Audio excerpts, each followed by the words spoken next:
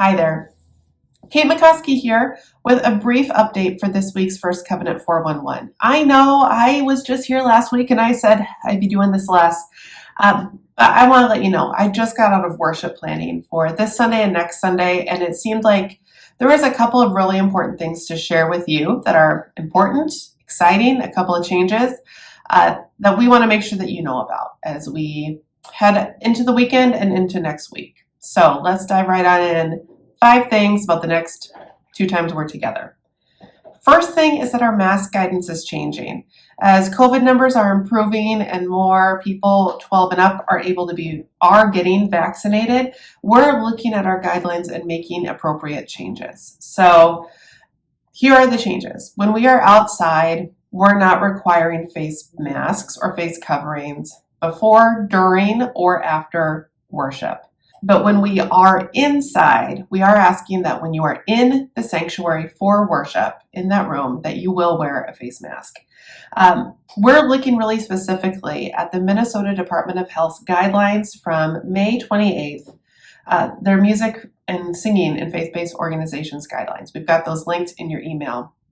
But basically, when there's a mixed population of vaccinated and unvaccinated folks, and we're engaging in something like singing, where the droplets go further and are bigger, the recommendation is that face coverings are worn in those spaces.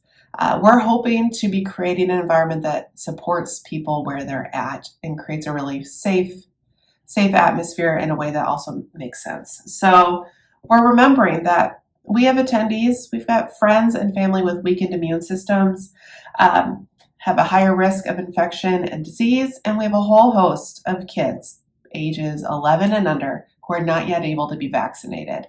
So when we are indoors and in the sanctuary, we're trying to level the playing field for everyone to be present and asking that you would be wearing your face covering during that time. And as guidelines and other things continue to change, we will keep you updated. Of course, and as always, you know your situation best. You know your household situation best. We encourage you to follow the CDC guidelines.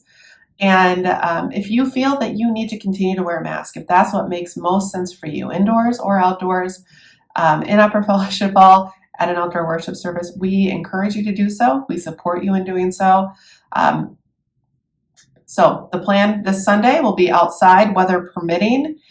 No masks required, but certainly welcome if you would like to. And we will be indoors the next week, and we'll ask that you have your mask on while we're in the sanctuary together. And it is really important that we are in the sanctuary together. So that's the first one, some mask changing and mask guidelines. Second, this Sunday is graduation Sunday. We have the list of our graduates in your email today, so you can see Aaron is preaching his first sermon with us. We're so excited to hear from him and really, truly excited to celebrate our graduates. This is a huge milestone, a major accomplishment, and we wanted to let you know who we're celebrating before we gather to do it. We will be having a reception, a receiving line. We are going to celebrate our young people so well. This is also the first Sunday of the month, and traditionally it's a communion Sunday. We'll be moving communion to next week on the 13th for our family meeting and worship service at 9:30 a.m. So plan to share communion with us next week. And then let's talk about next Sunday, the 13th, worship service and family meeting. It's an important one to be at. We're going to be in the sanctuary. You've heard me say that. I want to reiterate it. We'll be in the sanctuary at 9:30. It's the place that we've got the best availability for visuals, sound. It's the best space to be having this meeting together. Parents and caregivers, we have hired college sitters to care for your kids so that you can come and trust that they are safe and engaged and cared for, and you can be fully present in the sanctuary with us.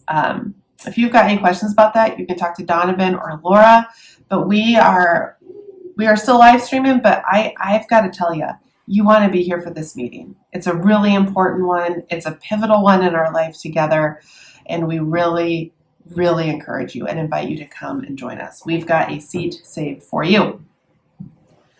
And then to whet your interest, there's 2 components of this service and meeting that I want to highlight for you. First being our building. We had this massive clean out in June to prepare for some significant building changes this summer and fall. And these are big, exciting plans that fit directly into mission and vision. Excited to share those dreams with you on the 13th. So come knowing you're going to be hearing about some new things, some new changes afoot in our building. And there's a lot of ways to be involved in that process. So building is one. And then the second one, when we surveyed the congregation in 2019, in the before time, before we even started our roadmap series, 86.6% of the people who responded felt that it was important that First Covenant be engaging in the topic of human sexuality. Our inclusion writing team has been hard at work. You've heard in the last couple of weeks from Monica Holm and Phil Erickson, who are both on that team, about the work that the team has been doing. And they are sharing their discern statement with the congregation on the 13th. You want to be there. You want to be there here at first to learn about the ways that we're listening to it together and processing it together and providing many opportunities to share your questions, share your heart, share your thoughts, share what you're excited about, or maybe what you're less excited about, just to share your heart. And you'll also be hearing about what comes next. What's the then what for this statement. So there you have it. These next 2 Sundays are really important. There's a lot to celebrate. There's a lot to be done. And my friends, you want to be there. You just do. Can't wait to see you there. We're in this together. I'll see you at 9:30 on the lawn on Sunday as we celebrate our grads. Take care.